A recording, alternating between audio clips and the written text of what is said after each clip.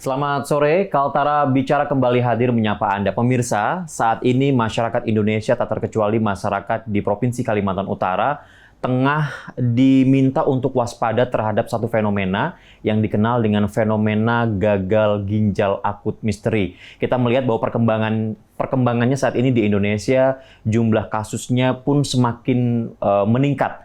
Terakhir, Kementerian Kesehatan Republik Indonesia menginformasikan ada sekitar 206 kasus yang kemudian terdata. Per tanggal 18 Oktober 2022, ada 99 kasus yang dinyatakan meninggal dunia. Atau kurang lebih kalau dihitung persentasenya 48% dari total kasus. Apa sebenarnya yang kemudian harus diantisipasi oleh masyarakat dan bagaimana kondisi ini di ibu kota Provinsi Kalimantan Utara, tepatnya di Kabupaten Bulungan. Untuk membahas mengenai hal ini, kami angkat dalam tema Bulungan Waspada Gagal Ginjal Akut Misteri. Untuk membahasnya, saat ini saya sudah bersama dengan Kepala Dinas Kesehatan Kabupaten Bulungan bersama Dr. Gigi Imam Sujono, MAP.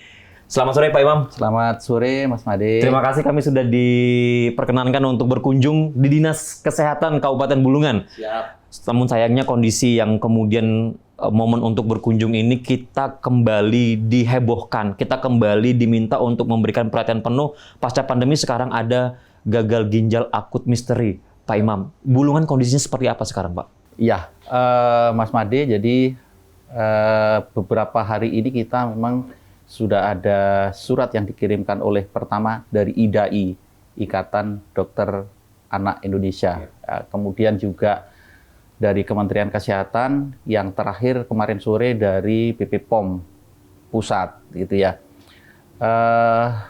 Bulungan saat ini kita lagi mempersiapkan. Kemarin juga saya langsung membuat surat edaran ke beberapa pasyankes di puskesmas, kemudian di rumah sakit, kemudian juga penanggung jawab apotek untuk mengambil langkah-langkah konkret bahwa ini kan titik poinnya bahwa gagal ginjal akut misteri ini diduga itu penyebabnya adalah dari obat-obatan yang kemasannya dari sirup, gitu ya, dari sirup. Nah, saat ini Bulungan sih memang belum ada kasus ya, walaupun itu disinyalir diduga kemarin ada satu yang kasus bunuh itu, tetapi ini perlu kami harus menelusuri dulu bahwa yang dibunuh ini betul-betul ini kasus gagal ginjal akut apa bukan. Pak, gitu saya ya. mau memberikan kesempatan untuk mengklarifikasi begitu Pak. Ya. Masyarakat juga ingin mengetahui duduk persoalannya, kan masih simpang siur ya, banyak ada mengatakan ini benar atau enggak sih. Kemudian teman-teman media juga sudah mengangkat informasi tersebut bahwa ada satu suspek, dikatakan suspek begitu gagal ginjal akut misteri itu meninggal begitu. Betul. Sebenarnya ini memang masyarakat dari Kabupaten Bulungan Pak ya? Betul. Kalau ini kita akui bahwa ini pasien kita, masyarakat kita yang ada dibunuh. Kemudian kemarin sekitar kejadiannya sih ya seminggu yang lalu pasien ini sempat dirawat di puskesmas Bunyuh, kemudian karena keadaannya semakin tidak bagus, kemudian kita rujuk ke Tarakan. Cuman di Tarakan dalam beberapa jam barangkali ya, terus meninggal itu. Ya, sekali lagi ini baru diduga suspek. Makanya kita perlu melakukan penelusuran. Tim kita sudah ke sana, kemudian juga nanti akan melakukan kunjungan ke Tarakan, ke rumah sakit Tarakan. Apakah benar ini termasuk gagal ginjal akut atau yang lain? Ya, Pak Imam. Kemudian ketika ada suspek seperti ini, tentu ini menjadi warning, Pak ya. Ya.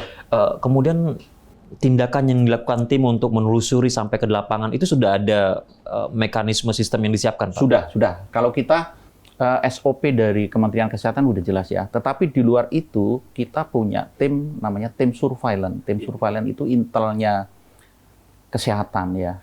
Apapun kejadiannya, tim surveillance kita biasanya langsung responsibility-nya harus cepat gitu ya. Termasuk ini gitu ya. Data apa yang mereka cari di lapangan, Pak? Iya. Yang utama itu tadi yang saya sampaikan bahwa dalam beberapa hari pasien ini sebelum kita rawat, apakah ada Kan dugaannya sekarang karena dari obat ya. Dan anak ini sebetulnya kalau itu masuk kriteria ya, karena yang gagal ginjal akut misteri itu 0 sampai 18 tahun. Oh, 0 sampai 18 tahun iya, ya? Anak ini kan sekitar umur 12-an tahun, kalau 12 atau 14 ya. Seperti itu. Nah, tim kita akan menelusuri itu, gitu ya. Menelusuri dari mulai sebelum masuk ke puskesmas, kemudian di puskesmas dilakukan perawatan, obatnya apa, gitu. Nah, termasuk nanti di rumah sakit. Iya, Pak Imam, ini juga menjadi pertanyaan, Pak ya. Kalau tadi Pak Imam ada beberapa kali sempat menyinggung mengenai bahwa kasus ini muncul dugaannya. Ya. Ini bahkan nasional, Menteri Ya. Kesehatan juga Ya. sudah menyatakan bahwa masih diduga Pak ya, belum ada hasil pasti yang Ya. menunjukkan bahwa itu benar-benar penyebab utamanya ini obat dalam bentuk sirup, entah itu obat panas dan Ya. lain sebagainya Ya. begitu. Apa yang harus dipahami oleh masyarakat mengenai kondisi ini, Pak? Ya, ini penting untuk masyarakat, Mas Madi. Jadi bahwa satu pertama masyarakat jangan panik dulu. Masyarakat kita jangan panik. Kemudian ini juga pembelajaran untuk kita semua, untuk masyarakat kita, bahwa kita tidak boleh sembarangan beli obat di toko obat atau di apotek, walaupun itu obat bebas, kemudian dikonsumsi. Lebih bagus kita, jika ada sakit, tindakan yang dilakukan adalah masyarakat berobatlah ke Fasiankes, ke praktek, ke klinik, ke rumah sakit, gitu ya. Jadi biar tahu obat yang diminum itu betul-betul aman, gitu ya. Untuk saat ini yang saya sampaikan ke masyarakat, jika ada yang sakit, seperti yang saya sampaikan tadi, janganlah beli obat sembarangan. Kalau bisa ke praktek, puskesmas sudah menyiapkan gratis semua, atau ke rumah sakit misalkan gitu. Nah, kita juga sudah melakukan himbauan ke Fasiankes, ke apotek, kemudian ke rumah sakit untuk sementara waktu. Jangan menggunakan atau jangan melayani masyarakat yang baik itu menggunakan resep maupun bebas, itu tidak menyediakan obat yang sirup, ya sirup. Nah, bagaimana dengan pasien yang biasa menggunakan obat sirup? Ada kasus tertentu nih, Mas Made ya. Contoh yang epilepsi itu biasanya menggunakan obat sirup. Nah, nanti dokternya biasanya kan kita ada alternatif lain. Alternatif lainnya apa? Menggunakan puyer misalkan. Kemudian banyak ini pertanyaan masyarakat yang telepon saya, WA, atau pakai IG-nya Dinkes itu, bagaimana dengan saat ini kita masyarakat sudah terbiasa menggunakan sirup paracetamol. Karena udah berjalan sakit berpuluh-puluh tahun, Pak ya. Iya. Dan paracetamol memang paling aman ya. Saya bicara paracetamol bukan ini sekarang dipastikan bahwa paracetamol penyebabnya, bukan. Kan kalau himbauan dari Kementerian Kesehatan bukan hanya paracetamol ya, semua kemasan yang sirup bentuknya itu sirup, iya. Nah, bagaimana jika yang demam kemudian biasa menggunakan paracetamol gitu ya? Ini ada pilihan lain. Untuk menurunkan demam itu kan bisa pakai puyer, kemudian juga bisa pakai yang melalui dubur gitu ya. Pak, kemudian kalau seperti itu tentunya ini kan karena waktunya sangat cepat, Pak ya. Tiba-tiba kemudian masalah ini muncul, masyarakat kemudian diminta untuk menghentikan sementara, begitu juga dengan apotek-apotek dihentikan untuk menyebarkan. Tapi ini juga akan berhubungan dengan pengetahuan masyarakat. Seperti apa kemudian Dinas Kesehatan menyebarluaskan informasi ini untuk memastikan bahwa masyarakat di tingkat terbawah itu paham dengan persoalan ini. Nanti dijawab mengenai hal ini, Pak. Kita akan jeda dulu sejenak. Setelah jeda, kita akan melanjutkan kembali perbincangan kita masih membahas mengenai tema kita terkait dengan bulungan waspada gagal ginjal akut misteri. Kaltara Bicara segera kembali untuk Anda setelah jeda pariwara berikut ini.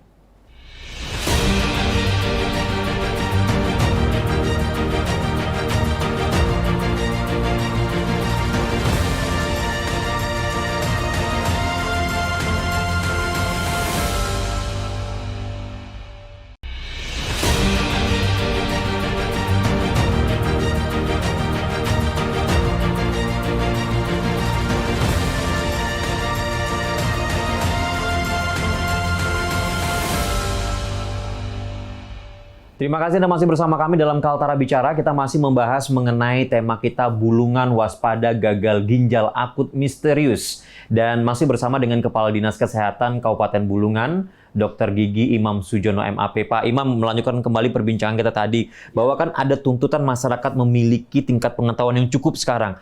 Jangan mentang-mentang karena biasanya Pak, punya anak kecil, balita, biasanya sakit, dikasih sirup, kemudian selesai. Misalnya panas badannya turun dan lain sebagainya. Sekarang tiba-tiba dihentikan.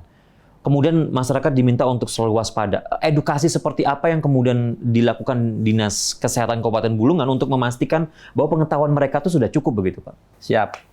Jadi Mas Made, kita di balik musibah pasti ada hikmah ya. Ada hikmah kita semua. Dinas Kesehatan hari ini juga ya. Hari ini kita melakukan rapat koordinasi yang kita undang itu ada dari owner atau penanggung jawab semua apotek yang ada di Tanjung Selor, kemudian klinik-klinik yang ada di Tanjung Selor, kliniknya Polda, Polres, dan klinik masyarakat umum, kemudian juga rumah sakit, Fasyankes, Puskesmas, dan beberapa instansi yang ada kaitannya dengan ini kami juga ambil narasumber. Narasumbernya dari BP POM, kemudian dari IDAI, kemudian juga dari Dinas Kesehatan. Nah, maksud dan tujuan kita kumpul hari ini, itu tadi kita akan sama-sama sepakat bahwa kita melakukan tindakan mitigasi namanya. Kita kumpul untuk memberikan edukasi. Edukasi ke teman-teman juga, terutama ke masyarakat tadi. Bahwa kita tidak boleh sembarangan lagi untuk mengkonsumsi obat terutama ya. Dan satu lagi saya ulangi bahwa jangan panik. Jangan panik. Kita sudah pernah mengalami kejadian COVID-19 kemarin yang tergopoh-gopoh. Nah, itu juga ada lesson learn yang hikmah yang bisa diambil dari penanganan COVID. Mudah-mudahan ini nanti tidak seheboh itu. Sekali lagi, ini tugas kita bersama, tugas juga dari media, Mas. Benar. Nah, memberikan pembelajaran bahwa pokoknya kita tidak bisa sendiri. Konsep pentahelik, Harus ada bersama, pemerintah, ada korporat, ada dunia media, masyarakat itu sendiri. Kita bersama-sama bagaimana memberikan edukasi. Dalam beberapa hari ini kita juga akan siapkan nanti edukasi yang sekarang orang hari-hari baca di media medsos, ya, medsos ya. Munculnya semua begitu, iya. Pak. Kita buat edukasi di masyarakat yang jedanya tidak terlalu banyak, tetapi mudah-mudahan itu bisa mengena. Seperti itu, Mas. Iya, Pak. Kalau kemudian seperti itu sudah dilakukan begitu terkait dengan upaya untuk meningkatkan kesadaran masyarakat, selain di satu sisi juga yang menyediakan obat, misalnya apotik, itu juga sudah diinformasikan. Artinya sama-sama menjaga, Pak ya. Siap. Lantas kemudian bagaimana kesiapan di Kabupaten Bulungan, khususnya terkait dengan fasilitas pelayanan kesehatan, mulai di puskesmas sampai dengan rumah sakit, untuk mengantisipasi, Pak? Insya Allah kita siap ya. Dari mulai yang terendah kita. Kalau terendah kita ini kan jejaring kita di Pustu, kemudian di puskesmas, di rumah sakit. Kita punya fasilitas yang cukup memadai. Ya. Tetapi gagal ginjal akut misteri ini hal baru di dunia kesehatan. Tapi ini sebetulnya kalau kita lihat kan sebetulnya keracunan ya, seseorang yang keracunan karena konsumsi obat. Gitu. Itu sekali lagi ini juga diduga ya. Nah, seperti itu. Ternyata dari kasus-kasus yang ada di Jakarta, di Jogja, di Bali, itu gagal ginjal akut yang seperti ini itu beda perlakuannya dengan gagal ginjal akut biasa. Pada umumnya. Iya, kalau gagal ginjal akut biasa itu dengan cuci darah itu bisa terbantu. Tapi kalau ini nggak bisa. Nah, ada satu lagi Mas Ketut ya, yang perlu saya sampaikan di masyarakat bahwa ada perbedaan gagal ginjal akut misteri ini dengan gagal ginjal akut biasa.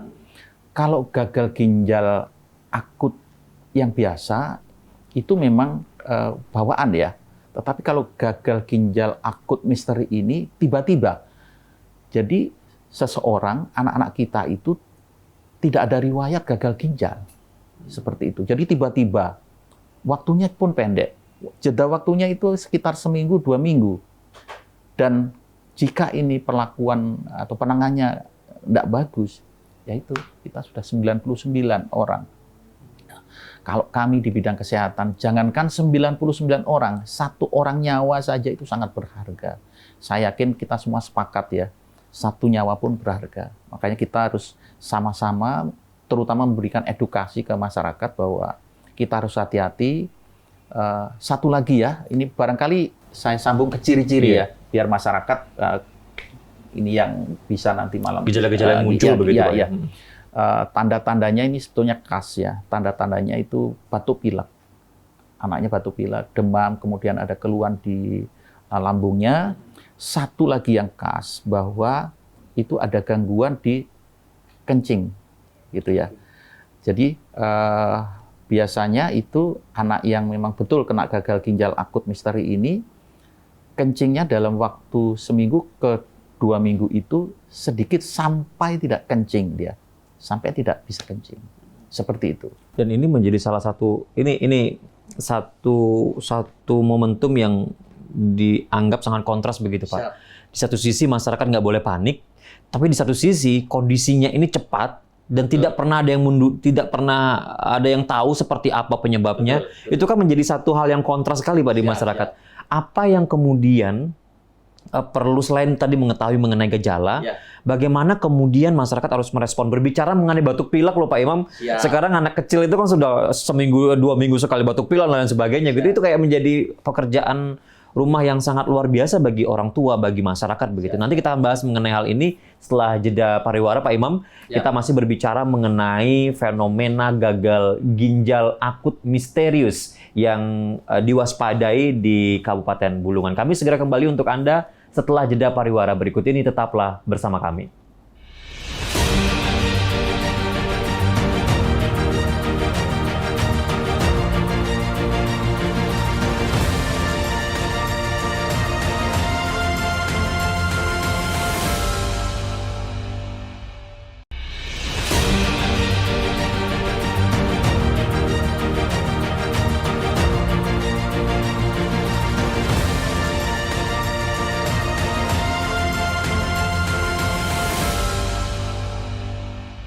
Anda masih bersama kami dalam Kaltara Bicara. Kita masih membahas mengenai tema kita, Bulungan waspada gagal ginjal akut misterius. Dan masih bersama dengan narasumber kita, Kepala Dinas Kesehatan Kabupaten Bulungan, Dr. Gigi Imam Sujono, MAP. Pak Imam tadi berbicara mengenai hal yang sangat kontras ya. Berbicara mengenai gejala batuk pilek. Loh, anak-anak memang kan sudah ininya Pak ya, batuk pilek, apalagi kemudian perubahan cuaca dan lain sebagainya. Sekarang kalau seandainya orang tua pasti punya satu kekhawatiran, begitu anaknya batuk pilek, ini gimana gitu. Sementara biasanya mengkonsumsi sirup, jadi andalan, sekarang mulai mengalami yang kebingungan begitu. Pak, apa yang kemudian harus dilakukan Pak? Ya,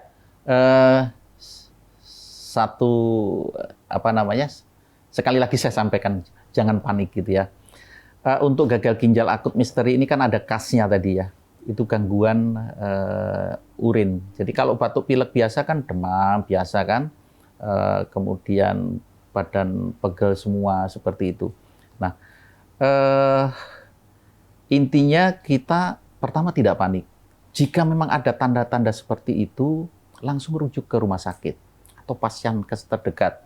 Bisa di puskesmas, ke rumah sakit. Rumah sakit kita ada 5 dokter spesialis. Di Bulungan Pak ya? Iya, di Bulungan. Memang jujur, di Bulungan ini belum ada alat kita untuk cuci darah. Hemodialisanya belum ada. Tetapi satu yang perlu saya sampaikan, dari apa yang kita pelajari di beberapa kota di Jakarta maupun di tempat lain, untuk gagal ginjal akut misteri ini kan masih ternyata ada beberapa kasus yang tidak bisa dilakukan dengan cuci darah gitu. Nah, masyarakat kalau ada tanda-tanda, jangan juga ini begitu anaknya batuk pilek, waduh anak saya gagal ginjal akut misteri. Sehingga nanti semua masuk ke fasilitas kesehatan Pak ya? Tapi insya Allah kita udah siap ya, rumah sakit kita udah siap, dokter-dokternya juga siap, kita ada 5 dokter spesialis anak yang akan menangani, teman-teman di puskesmas juga siap jika memang nanti ada kasus di Bulungan. Satu lagi, biar tidak ada kepanikan di masyarakat bahwa kalau batuk pilek biasa, sebetulnya nggak perlu minum obat-obat pun nggak apa-apa. Kalau common cold atau obat batuk pilek biasa itu sebetulnya obatnya bed rest saja di anak-anak, istirahat, kasih vitamin. Ya, sekarang pilihannya, waduh anak saya gimana dok? Itu biasa menggunakan paracetamol kalau panas. Menggunakan sirup dan lain sebagainya. Gitu. Sekarang itu tadi pilihannya. Kita bawa ke Pasienkes. Nanti dokter akan memberikan obat pilihan lain yang bukan obat sirup seperti itu. Pak Imam, ini kan berbicara mengenai tatanan apa yang harus diketahui oleh masyarakat. Tapi kalau kemudian berbicara mengenai di tataran kebijakan, Pak, tentu Dinas Kesehatan Kabupaten Bulungan memiliki pekerjaan yang juga kalau dikatakan jelas, ya belum jelas juga begitu, karena masih menunggu dari pusat, memantau juga di kondisi di masyarakat begitu. Ini gimana, Pak? Apa yang disiapkan di tataran kebijakan, Pak? Ya, kalau kita yang utama SDM kita ya, SDM kita harus siap dulu. Pasienkes juga siap. Kita saat ini yang saya sampaikan tadi, kita ada tindakan mitigasi. Mitigasi ini untuk mengurangi risiko. Kita udah siapkan SDM-nya, fasilitasnya, alatnya, dan lain sebagainya. Satu lagi yang bukan hanya di kita, masyarakat tadi yang paling penting ya. Ketika kita udah siap, tapi masyarakat terjadi kepanikan, ini juga akan berbahaya gitu ya. Kita tidak kerja sendirian. Kalau kita bicara kesehatan, kita punya teman, punya pasukan di luar sana yang banyak. Kita konsep pentahelix akan kita kerjakan. Semua bidang di pemerintahan, dunia usaha, kemudian media. Media ini paling penting, Mas. Jadi saat ini saya terima kasih Mas Ketut datang ke sini. Ini Made, Mas, Pak, siap. Mas Madi, sorry. Nah, dengan menonton ini juga saya lihat juga di YouTube itu semua edukasinya bagus ya. Dengan membaca itu kemudian nonton TVRI ini juga mudah-mudahan ini masyarakat tidak panik. Satu lagi masyarakat tahu jika ada di keluarganya yang ada tanda-tanda ini harus kemana. Itu yang paling penting. Segera rujuk, Pak, ya. Siap. Intinya kita di bidang kesehatan dan jejaringnya insya Allah siap. Pak, apakah ada penyiapan kebijakan khusus, Pak? Karena mengingat Bulungan ini kan berbeda kalau kita berbicara mengenai karakteristik demografinya dan lain sebagainya ya, akses dari satu kecamatan ke kecamatan lain, bahkan dari satu desa ke untuk menuju ke kabupaten di tempat rujukan atau fasilitas pelayanan kesehatan untuk rujukannya begitu. Itu kan nggak mudah begitu, Pak. Ada persiapan khusus nggak untuk mengantisipasi ini, Pak? Kalau kita untuk sistem rujukan sebetulnya udah jalan bagus ya. Kebutuhan terhadap sistem rujukan kita udah bagus. Ambulan air, ambulan darat, itu kita udah ready. Kemudian komunikasi kita juga sekarang gampang ya. Di Kabupaten Bulungan itu hanya satu yang blank spot, itu di Longbang saja. Tapi untuk yang lainnya komunikasi kita sudah bagus. Artinya kapanpun, dimanapun kita bisa tinggal telepon. Kalau misalkan ada rujukan kasus misalkan di Sekata, pasti akan telepon ke Dinas Kesehatan, telepon ke rumah sakit. Ada kasus ini, bukan hanya ini ya, bukan hanya gagal ginjal akut misteri ya. Kasus-kasus yang lain biasanya sekarang ketika ada mau ngerujuk udah telepon, di sini udah ready. Jadi seperti itu. Jadi semua sistem rujukan, komunikasinya juga sudah lancar, Pak ya. Tapi kalau kemudian berbicara begini Pak, kita ini mengantisipasi, Pak ya, bukan mendoakan untuk terjadi seperti itu. Kalaupun terjadi lonjakan kasus, Pak, untuk tenaga kesehatan yang bertugas misalnya di luar dari rumah sakit di Kabupaten Bulungan sudah punya dokter spesialis anak, tentu kan juga yang di lapangan di tingkat tataran puskesmas membantu begitu, gimana kondisi SDM-nya, Pak? Kalau kita SDM cukup ya, cukup SDM kita ada Dinas Kesehatan ini jejaring di puskesmas. Ada 10 kecamatan, kita ada 12 puskesmas. Dan puskesmasnya besar-besar. Dari sisi SDM, dari sisi kebutuhan alkes, dan lain sebagainya cukup. Iya, Pak Imam, ini membuat saya agak lega juga begitu, Siap. Pak. Selain kita ingin mengedukasi kepada masyarakat, saya juga sudah mendengarkan bahwa SDM di Kabupaten Bulungan, SDM tenaga kesehatan khususnya, Pak ya, dengan sistem rujukan yang juga sudah baik begitu. Plus tadi komunikasinya, hanya ada satu daerah yang tadi dikatakan masih blank spot. waktu kita sangat terbatas. Pak Imam, sekali lagi terima kasih sudah diizinkan untuk berkunjung. Kemudian sudah diberikan pencerahan terkait dengan bagaimana kondisi Bulungan dan apa yang harus dilakukan oleh masyarakat. Silakan Pak, terakhir sebagai pesan untuk masyarakat, penguat pesan untuk masyarakat, bagaimana menghadapi kasus fenomena gagal ginjal akut misteri ini, kami persilakan Pak. Baik, terima kasih untuk masyarakat Bulungan, untuk kasus yang gagal ginjal akut misteri ini. Satu, yang pertama, Bapak Ibu, Bunda-bunda, nggak usah panik. Jadi ciri-cirinya tadi sudah jelas ya. Biasanya memang ini ada batuk pilek, cuman ada penyertanya, ya ada penyertanya. Biasanya anak lemas, kemudian juga ada gangguan di lambungnya. Satu lagi yang khas untuk gagal ginjal misteri ini, kencingnya itu akan berkurang ya, bahkan sampai tidak ada kencing. Jika ada tanda-tanda seperti itu, tidak usah panik, langsung dirujuk ke puskesmas terdekat atau ke rumah sakit. Kalau kita punya rumah sakit Dr. Sumarno Sosroatmojo, di sana kita insya Allah siap. Mudah-mudahan kita juga harus doa bersama, ini tidak akan terjadi ledakan seperti kasus kemarin, pandemi. Tapi pengalaman pandemi ternyata kita dengan kerjasama, kita bisa menanganin, juga termasuk gagal ginjal akut misteri ini, mudah-mudahan ya tidak masuk di Bulungan lah ya. Baik. Sekali lagi terima kasih Pak Imam sudah menerima kunjungan kami. Selamat bertugas kembali Pak. Saya tahu Pak Imam sangat sibuk sekali begitu, karena setelah ini harus berkoordinasi dengan semua pihak, termasuk memastikan bahwa peredaran obat dalam bentuk sirup tidak dilakukan lagi Pak untuk sementara waktu ya. Dan akhirnya pemirsa, demikian perbincangan kita dalam Kaltara Bicara dengan tema kita Bulungan Waspada Gagal Ginjal Akut Misterius. Akhirnya saya Made Kertayasa mewakili seluruh kerabat kerja yang bertugas pamit undur diri. Selamat sore dan sampai jumpa.